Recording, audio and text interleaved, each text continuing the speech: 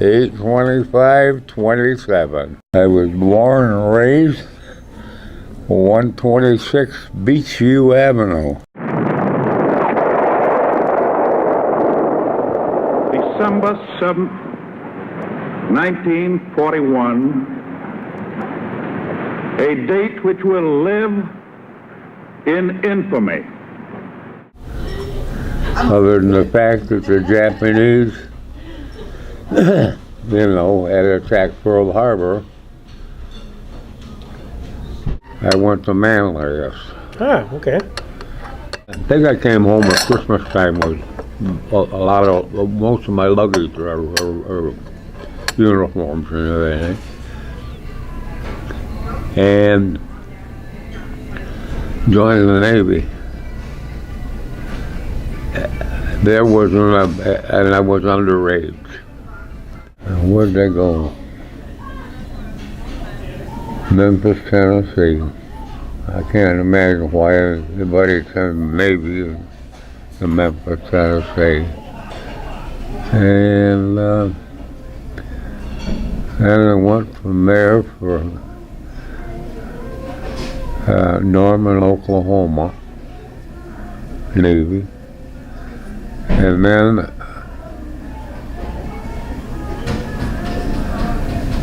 I went to gunnery school right next to it. Went up to Hawaii. We came back over to Honolulu and boarded the aircraft carrier. Did you get attacked by any of the kamikazes? Yeah. Provide artillery support? No, I sat in the back end of the thing with the machine guns. In the beginning, we had 30 calibers that weren't worth a plug. They weren't any good. And then when they put the 50 caliber in. Okay. Entered the Navy. You were underage. You were only 17. Yep. So that would have been. And after the first operation, I can't remember that operation. I can't remember which one it was, but wherever it was at that time, when we came back in, I said, "Sir," and the lieutenant said, "Yeah." And I said, "I just want to let you know that I am of legal age now." Yeah. He said, "What?" And I told him. And he just shook his head. And of course, if they ever found out about it, they'd ship you right out. The U.S.S. Enterprise got hit. Got hit. That's right. I think number 2 elevator. Mm-hmm. That was kamikaze. The Enterprise suffered her last wound of World War II when a kamikaze Zero destroyed the elevator, which you talked about. Yep. And killed 14 and wounded 34. Yep. That was it. All the air crews all grounded. They're not flying at all. Well, during that time, you were part of the gunnery, right?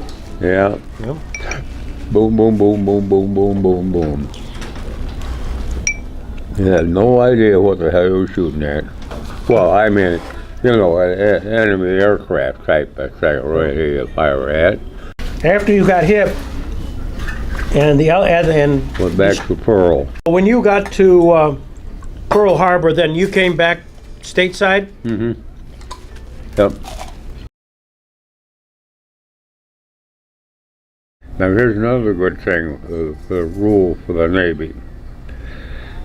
When you're in training, okay, you jump into the swimming pool. Alright? And when you jump into the pool, you take your shoes off. Okay?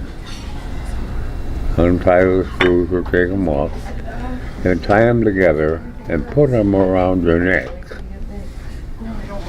Okay? Now, I never went much for about trying to run the neck. Yeah, okay. And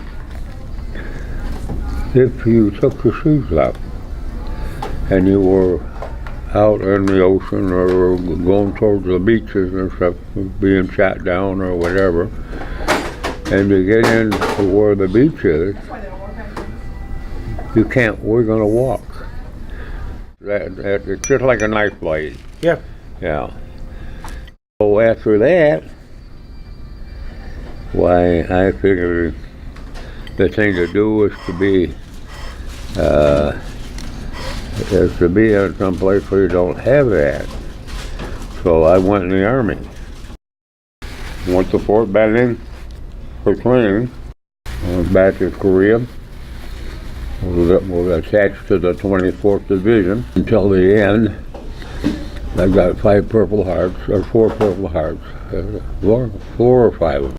So I was up in the shoulder and hitting this leg and hit over in this leg. But anyway, then when my hearing went and stuff, and I had some trouble. We were under defense all the time. Hello, Leo. And then the Rangers, we did the patrol stuff and sneaking out off in different places and whatever. Anyway, I was walking over there. In fact, the markers on the top of my head to this very day came about up there. I was going across the rice paddy, and there were two guys behind me, still,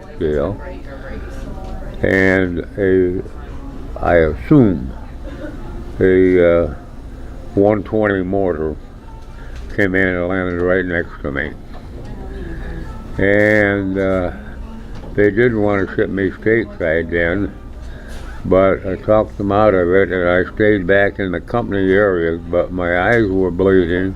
My eyes were this color. Oh my gosh. For, I would say almost 2 weeks.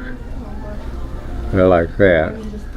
And the guys, I kept running from the company area back to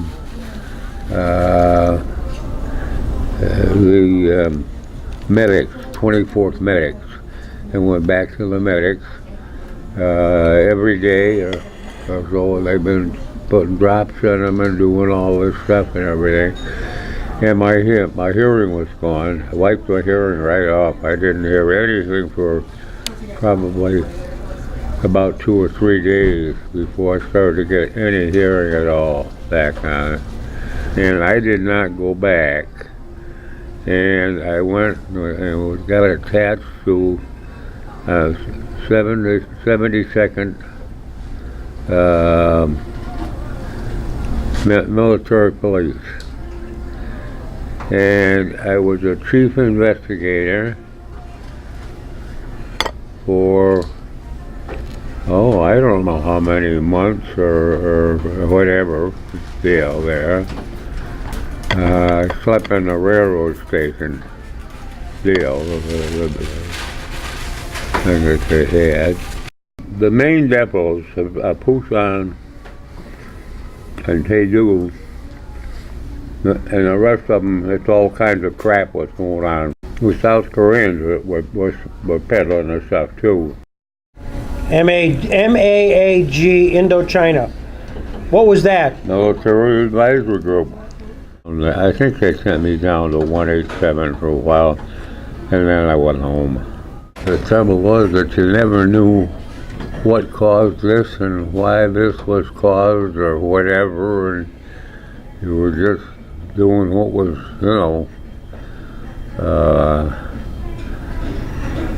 I was thinking of the stuff when a lot of the men first went into Korea, some of the type action that they took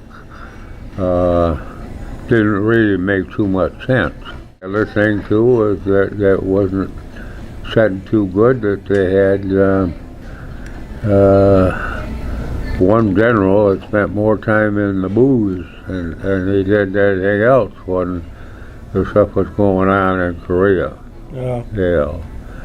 Yeah. Oh. I'd say that was about it.